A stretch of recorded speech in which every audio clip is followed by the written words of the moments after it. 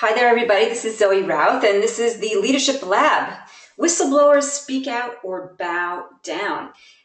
We'll be here for about 30 minutes max, and we are recording. So if you do want to chime in, to let you know that we are officially on record, and we will be posting the webinar to the tube of you, i.e. YouTube, afterwards. So that's what we're after.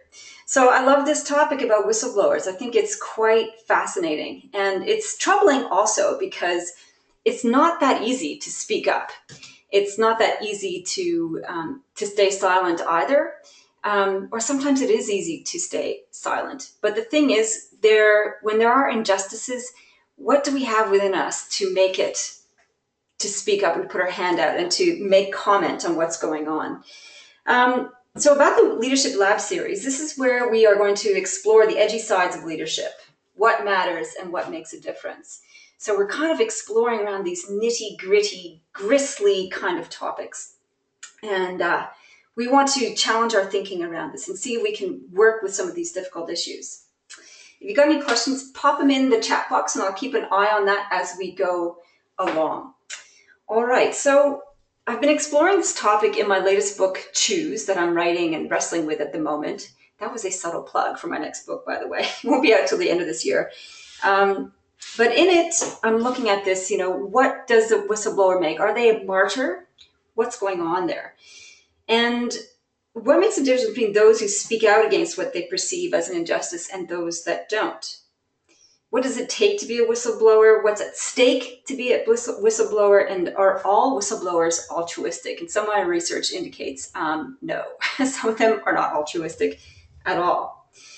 And then to look personally at this, realistically, is like, are there any situations where I or other leaders might back down from speaking out? And if so, is there anything we can do about that to overcome this if required? And what are we prepared to put on the line for speaking out?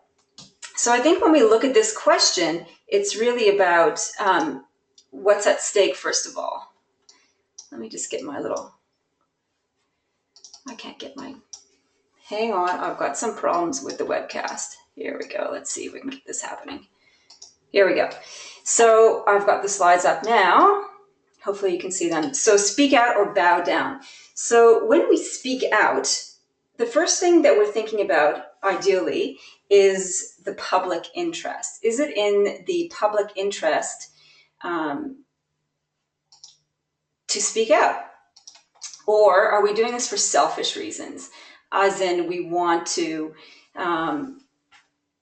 protect ourselves, or we want to protect our interest in the stake, in what's at stake. So the other question about speaking out, are we doing it to protect others or to protect ourselves? Are we doing it to protect society, or are we doing it to protect our tribe? Are we for something when we're speaking out, or are we pushing against something? That's sort of how I teased it out in terms of what's at stake. And at the nitty-gritty intersection of those two things, whether it's to protect self or protect others, are three things: reputation, our reach and influence, and our relationships. Those are the things that keep us from speaking out or prompt us to speak out. So it's a little bit complex. It's not as easy as you would think to make the choice to say something or not. And as I map this out, this is the diagram I came up with. Okay. So the diagram I came up with here is, if you look at the circle, there's the top half of the circle, the northern hemisphere, if you like, is about speaking out, the reasons why we speak out. And the bottom half of the circle are the reasons we bow down. And if we analyze this a little bit, there's a couple things that are worth noting. Starting from left to right at the top half of the circle where we say something, the first most altruistic reason why we might say something is about principle. So principle is our values. When we say something, something has rubbed us up the wrong way, where we are concerned about the issue from a principle point of view. And we want to do it also to be honest, to follow the law, maybe support victim or victims. And the other sort of slightly self-interested one in there is that we want to protect ourselves from being associated with really negative behavior, abhorrent behavior, behavior that if we don't say anything, we know that we are guilty by association. So that sliver of the circle is really probably the highest reasons or the best reasons to say something. Now, moving along the circle, we get this issue of power. One of the other reasons why we might speak out, and it's not so positive necessarily.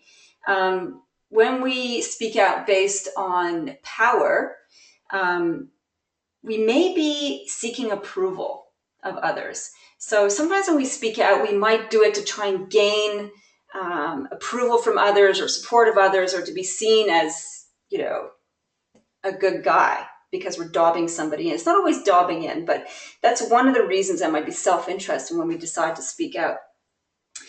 We might be also seeking one-upmanship. These are the less than nice reasons to speak out, i.e. if somebody's doing something dodgy and you think, I've got to call this to account, there may be something within us that says, if I do this, I'm slightly better than them.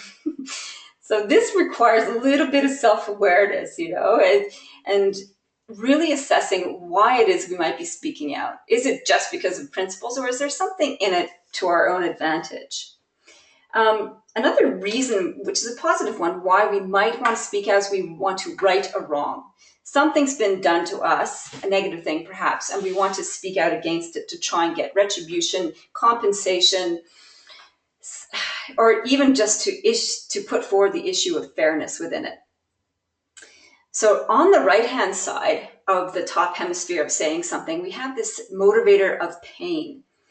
And this isn't such a great motivator, that's why it's in red. And pain is personal pain. So personal pain might drive us to speak out. We might be jealous. We might be feeling vengeful. We might not like the person who's done something and we want to cause them harm. So you can see that these are negative motivators. So those are some of the factors that may drive people to say something. And so that's why I come to think that not all whistleblowers are altruistic. And certainly if you Google some of the latest whistleblowers in the paper, you find that some of them are motivated by the orange and red factors as opposed to speaking out on principle. Like they want to protect themselves, they want to have a go at the person in power, or they're trying to cover their tracks. Dodgy. So what causes us to say nothing? So we're now moving into the southern hemisphere of the circle, if you like. And the first thing that might cause us to not say something is this fear of retribution. So fear of somebody is going to have it attack us, or there's going to be some sort of punishment or negative consequences to speaking out. And probably this is the most problematic reason, or the biggest driver of why people don't say anything. Because sometimes the consequences are quite significant. And I think there's a scale of consequences. So in some cases, like criminal cases, that's why we have witness protection plans, to protect people from the fear of retribution, of actually getting killed or physically maimed or threatened in some way. Those are pretty legitimate reasons not to be tempted to not say anything. And they require lots and lots of support if that's the case. Now, not so salient or not so volatile an issue is this idea of protecting our position. And what I mean by position is our belongingness in the tribe. Because when we speak out against somebody doing something that we see as not so great, what happens is we challenge our role within the tribe, or we challenge the leader, or we challenge the safety of the tribe. So if something's going wrong in your organization and you speak out against it, basically you're calling the entire organization to account, which threatens the safety, perceived safety of the entire tribe. So all the people who work there. So that's why often whistleblowers can be ostracized, because they may be doing something altruistically motivated. However, people within that group feel threatened. Their jobs might be on the line. The reputation of their organization might be on the line. So quite often the whistleblower is turned into the pariah. So it's kind of it's another negative one that's not easily overcome. In fact, we have to overcome millennia, thousands and thousands of years of tribal position conditioning in order to overcome this piece, because it's really important for us to belong. Brene Brown says we're hardwired to connect and to belong. And if we don't, we actually physically feel it as an ailment. And I would agree with that. Belongingness is one of the key motivators. So if this is at stake when you're choosing to speak out or not, it can be really, really, it can be a massive roadblock to being able to speak up. Now, linked to that, on the other side of the model here is loyalty. And loyalty is listed as, loyalty is listed in red because it can also be a really negative driver. So often we see loyalty is a really good thing, but blind loyalty is not so good. And it's linked to this idea of belongingness. And the reason why we may not speak out is because we're loyal to the leader, we're loyal to the tribe. And if we're to speak out, we're kind of breaking that. And so our reputation, our influence can get wrecked as a result. Our relationships can be wrecked. So those three things are at stake here. If we put loyalty to the test, our reach, our reputation, and our relationships. So those are kind of the two hemispheres of why we'd say something, why we'd say nothing. So the two that are in green, principle and retribution, are probably the most positive and altruistic reasons to either say something or to not say something. The other ones, and they kind of counterbalance, don't they? Or they're kind of like competing tensions. So principle will drive us to say something, and fear of retribution will keep us from saying something. So which one will win is the big question, and we'll get to that. How we can bolster our inner courage to do the right thing if we think it is the right thing, and still stay protected. Power and position also act as competing forces. So part of us within us, the negative side of us, our shadow side, may want to speak out to gain power and influence and acceptance, while we might also be held back because we want to maintain our position in the group. So it's an interesting dynamic there. And personal pain, which drives vengeance, etc., may be in competition with a sense of loyalty and belongingness. So depending on the situation and our emotional makeup, we may be swayed by one reason or another.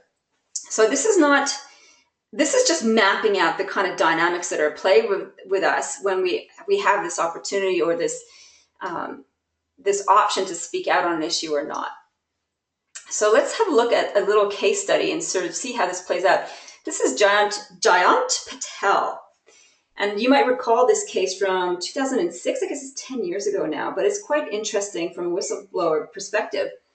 This is the case up in Queensland, the Queensland Medical Health System, where one of the nurses, Toni Ellen Hoffman, spoke out against this doctor who was operating in the hospital, because what she noticed, and many others actually noticed too, is that there were many operations that were being undertaken that were unnecessary and were dodgy and were costing people injury and death.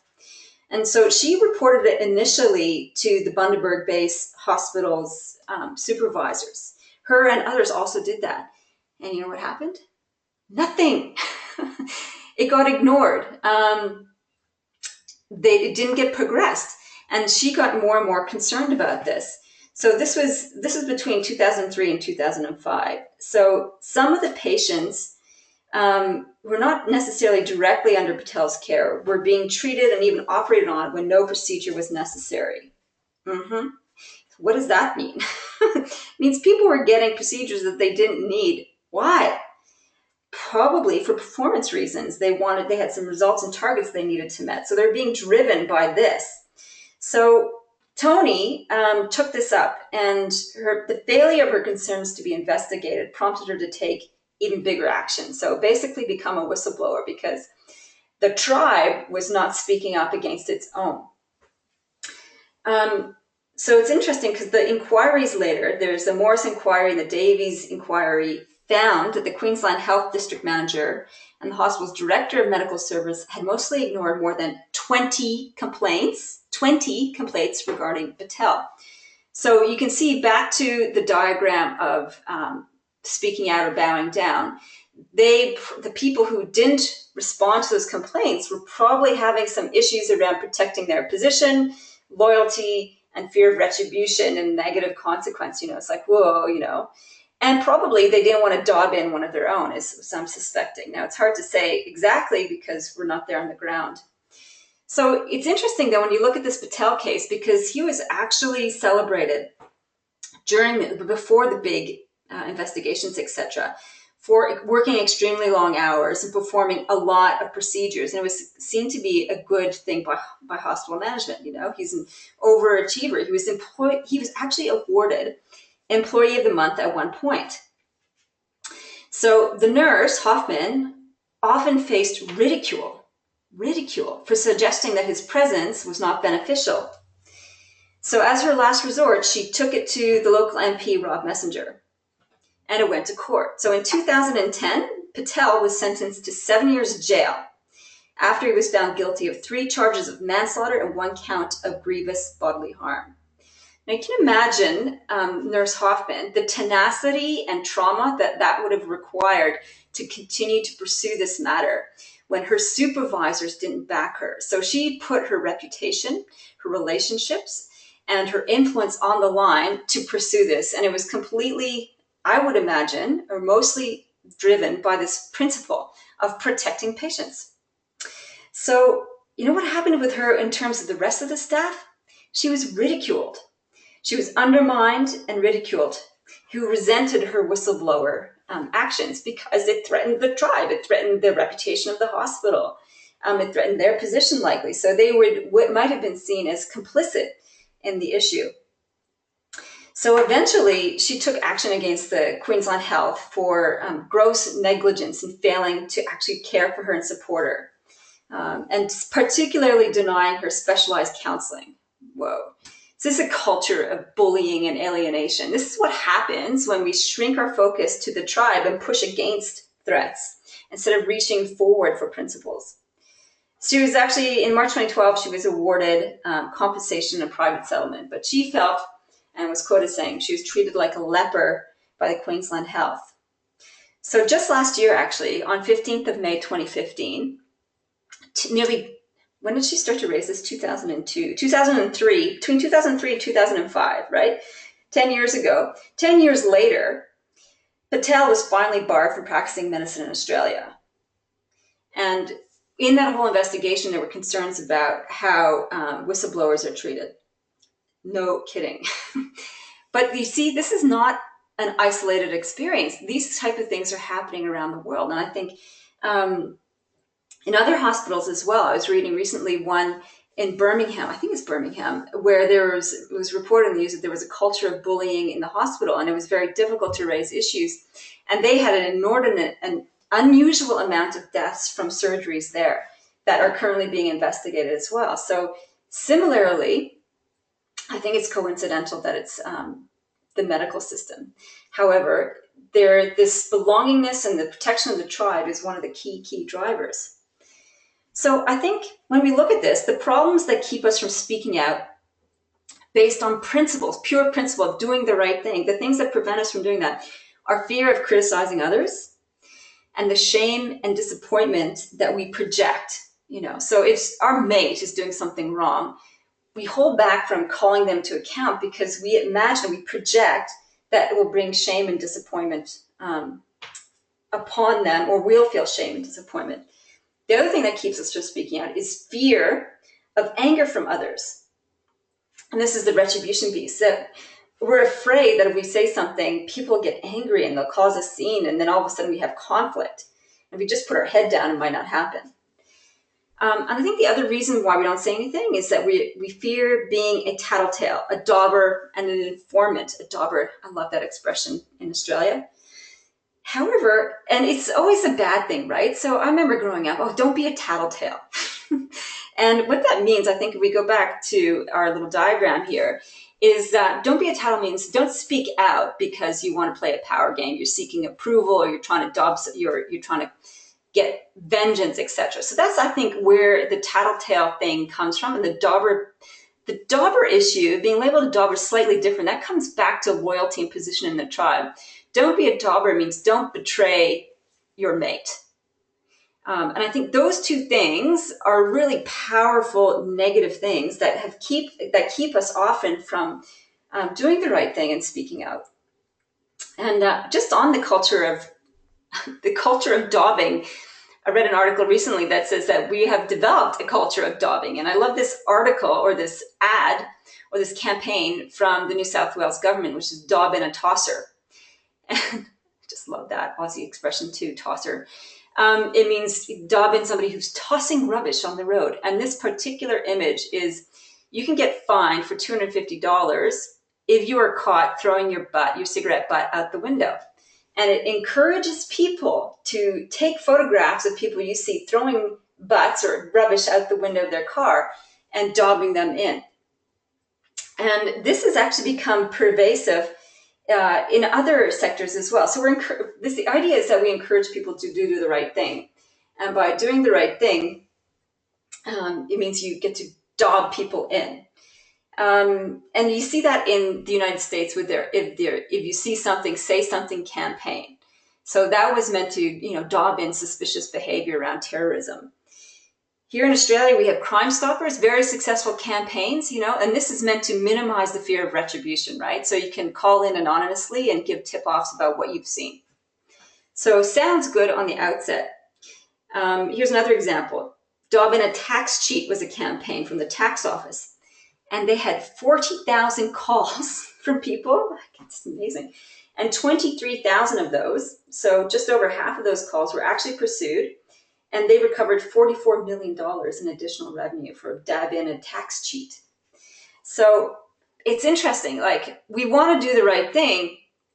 And some of these campaigns, from the legal perspective, is trying to minimize the fear of retribution piece. However, what's happened is that often we see people shy away from actually tackling it one-on-one with folks. So it's so much easier just to take a photograph, post it on Facebook or Instagram, and publicly shame people, as opposed to dealing with the issue then and there, which would be far more powerful in some cases. Now, this might not work if it's a crime necessarily, like a violent crime. May not always be the right thing to tackle a violent crime that you're witnessing. However, if it's something like littering, why the heck don't we say something? I'll just tell you an incident about, which is not clear of why we don't say anything. And it just speaks to this whole issue of not wanting to rattle sabers with our tribe. So I went to the market a couple of months ago, actually, got out of the car, and a young guy was he came up to the site where you get the little trolleys out, and he had a soft drink in his hand, and he looked at me as I got out of the car. It was just kind of this synchronous thing. So he went up to this little place where you get the trolley, and he just dropped his soft drink on the ground. And he dropped it, and then he looked at me, and you could see the look of guilt on his face. And I looked at him, he looked at me, we glanced down at the soft drink can, and he just walked away, blushing, full of guilt. I'm like, are you kidding me? I just witnessed him doing the wrong thing, and he knew he did the wrong thing, and he still did it. So there was a perfect opportunity for me to say something, anything. Hey, sorry, you dropped something by accident. And what I did do, because I was so shocked by this, is that I just picked it up and put it in the bin. And you know why? Fear of confrontation, fear of conflict. And even though I'm aware of this stuff, it's still that thing, do I say something to this guy? Or do I just do the right thing and model what it is to do the right thing? That's kind of like the less courageous thing to do, but at least I did that. Many people would just go shrug their shoulders and move on. However, it's a deeply ingrained, visceral, emotional thing that we need to overcome when we're looking at these things. So when we look at this, these are the tips upon reflection about how we can get over ourselves to do the right thing. And I think the first one is deeply knowing our own values. Like, what is mega super important to us? What is it that we hold most dear to ourselves that we'd be willing to speak up and speak out about? And to know what we're prepared to risk as a result. So are we prepared to risk our job for a principle? Are we prepared to risk our membership in the tribe as a result of this issue?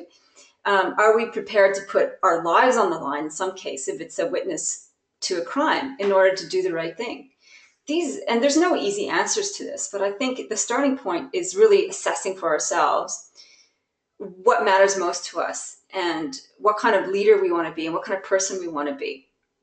And I've wrestled with this also for myself over that littering incident, going, you know what, that was chicken shit, pardon my French, of me to do that, of not to speak up to a teenager, for God's sake, and say, hey, mate, can you just put that in the bin? And I think it stems back from an earlier incident as a young person when I was walking down the street as a teenager with my girlfriend, who's very outspoken, kind of an angry young woman. And she was motivated from the place of power and vengeance as opposed to principle, I think, often. And we walked down the street and there was this woman in this fur coat. And my friend said, hey, murderer. Yeah, so she was an extreme vegetarian and she had issues with people wearing furs. So that was her way of dealing with it, calling somebody a murderer. I didn't think that was so great a way to approach it, you know. And I watched her actually, she was an environmentalist as well. And she would, if she saw someone littering, she would stop, pick it up, run up to them and say, hey, you dropped this. But she wouldn't do this in a embracing kind of way. She'd do this in a petulant, sarcastic, judgmental kind of way. And I felt so uncomfortable with that. And I think that has really stayed with me all these years, to think about why I couldn't actually speak up against a teenager dropping a soft drink can in the parking lot. So it's something that I want to work on, because I think that's terrible. I think I should be able to speak up against, if I see people littering, and help them to do the right thing. So back to my key reflection points, I think self-assess your motives. Where are you on the spectrum of doing goodness? What are you motivated by? Is it power? Is it vengeance? Is it self-protection, if you're going to bow down? Is it protecting your belongingness in the tribe? And the fourth tip is model doing the right thing. So if you can't speak out for whatever reason, do the right thing yourself. So what are you doing when no one else is watching? So the other day, again, rubbish in the parking lot. So this is like last week. I pull up at the gym, I get out, and there in front of me, it must be like haunting me, message from the universe. There was a bag of chips and a soft drink can. I'm like, you're kidding me. So I stood there for a good whole minute looking at this, and there was nobody around, right? The deed had already been done. I'm like, what is the right thing to do when no one is looking? The right thing to do is to pick this up and put it in the recycling bin. So I'm like, I so don't want to touch somebody else's rubbish. However, I'm like, I'm going to do the right thing because this matters to me. This matters to me to be looking after the environment. And if no one else is around to be accountable, I'm going to be accountable for this. So I picked it up and I put it in the recycling bin at home. Now, we can't save everything, but we can do what we can. And that thing I could do. I couldn't go around the entire streets of Canberra picking up all the rubbish. However, I do make a point. If there is rubbish out of place, if I'm out for a walk, I will pick it up if I can. Now, some pieces of rubbish are bigger than what I'm able to carry. So in which case, I just do what I can to model doing the right thing. And I'm hoping that that will have a good impact. And the last piece of reflection is, I think, in terms of how to approach people, is assume people want to do better. And we want to help them to do that. So if we see someone littering, I think what's helpful to me is to assume they actually do want to do the right thing. And for whatever reason, they're having a crappy day. They've let themselves down a little, just like I let myself down a little by not speaking up. Perhaps they're letting themselves down a little. And if we're gentler with each other, it wouldn't be so hard to raise commenting on somebody's behavior, you know? So we come at it from a place of compassion and support as opposed to derision and judgment. I think we'll be less afraid of the conflict. So those are my reflections on whistleblowing and what causes us to speak out or causes us to hold back, and the interesting mix of motivations in there. I'd love to have your comments. I'd love to hear your insights or experiences about whistleblowing. You can post them on the YouTube channel comment box or send me an email at zoe@innercompass.com.au. And in the meantime, have a fantastic day. I wish you all the best. Here's my feel-good image of cute little kittens. Get your oxytocin going. Because I think if we treat each other well, we should have this experience of being connected to each other. And that's what we can take into the world when we've got strong issues like whistleblowing to deal with. So thanks a lot. Thanks for attending. I look forward to your comments. Have a great day.